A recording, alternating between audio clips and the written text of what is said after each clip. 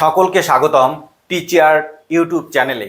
আজকের ভিডিওটি খুব গুরুত্বপূর্ণ হতে চলেছে, কেননা আজ আমরা নিয়ে এসেছি আইসিডিএস অর্থাৎ ইন্টিগ্রেটেড চাইল্ড ডেভেলপমেন্ট সার্ভিস বা সমন্বিত শিশু বিকাশ পরিষেবা এর অধীন 12,000-এরও বেশি শূন্যপদে নিয়োগের আপডেট নিয়ে। এবারে আমরা আলোচনা করব এই আইসিডিএস এর কোন কোন পোস্টে নিয়োগ হয়, তারপরে বয়স কত লাগে, তারপরে যোগ্যতা কি লাগে, কোন জেলায় কত শূন্যপদ রয়েছে, তারপরে কি কি ডকুমেন্ট ফর্ম ফিল আপের সময় আপলোড করতে হবে, এই সমস্ত বিস্তারিত আমরা আলোচনা করব। তাই ভিডিওটি শেষ পর্যন্ত দেখুন, একদম না টেনে।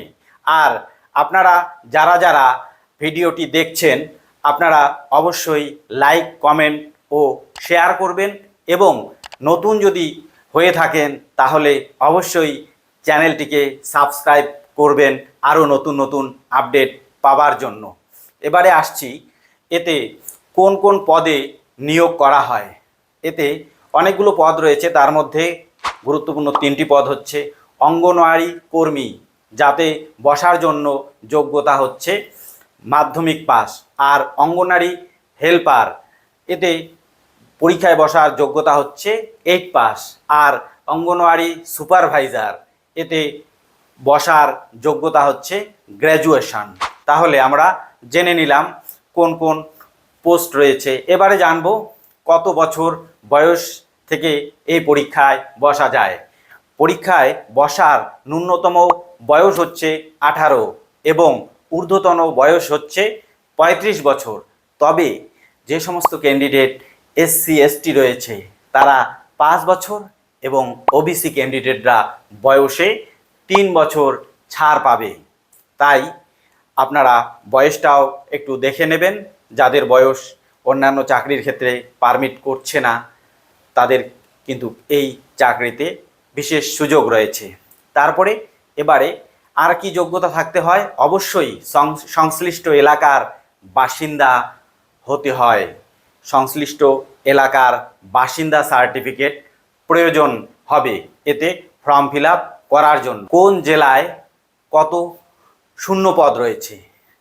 মুর্শিদাবাদে রয়েছে 1100 প্লাস, সাউথ 24 পরগনায় রয়েছে 1400 প্লাস, নদিয়ায় রয়েছে 900 প্লাস, তারপরে বীরভূমে রয়েছে 700 প্লাস, পূর্ব বর্ধমানে রয়েছে 800 প্লাস, হুগলিতে রয়েছে 750 প্লাস, হাওড়াতে রয়েছে 600 প্লাস, তারপরে হচ্ছে মালদায় রয়েছে 900 প্লাস, উত্তর দিনাজপুরে 650, দক্ষিণ দিনাজপুরে 400, জলপাইগুড়িতে রয়েছে 550, আলিপুরদুয়ারে 350, কোচবিহারে 650, তারপরে বাঁকুড়ায় রয়েছে 700 প্লাস, পুরুলিয়ায় রয়েছে 650, ঝাড়গ্রামে রয়েছে 300 প্লাস, তারপরে পূর্ব মেদিনীপুরে রয়েছে 900 প্লাস, কলকাতায় রয়েছে 250 প্লাস।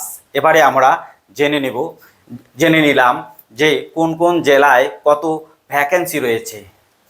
এবারে আসছি আর একটি প্রসঙ্গ গুরুত্বপূর্ণ। এই নিয়োগগুলো মূলত জেলাভিত্তিক হয়, তাই আপনারা সবসময় অফিসিয়াল ওয়েবসাইট ফলো করবেন। অফিসিয়াল ওয়েবসাইটটি হচ্ছে wbicds.gov.in। এই অফিসিয়াল ওয়েবসাইটটি আপনারা সবসময় ফলো করবেন। এবারে আসছি যে ফর্ম ফিল আপের সময় কি কি আপলোড করতে হবে। আধার, তারপরে মাধ্যমিকের certificate, residence certificate, caste certificate, colour photo, তারপরে রেজিস্ট্রেশন, ওয়েবসাইটে গিয়ে রেজিস্ট্রেশন করবেন, তারপরে ফর্ম ফিল আপ করবেন, তারপরে ডকুমেন্ট আপলোড করে সাবমিট করবেন। সাবমিট করার পরে আপনারা প্রিন্ট আউট নিয়ে নেবেন। ভিডিওটি শেষ পর্যন্ত দেখার জন্য সকলকে ধন্যবাদ।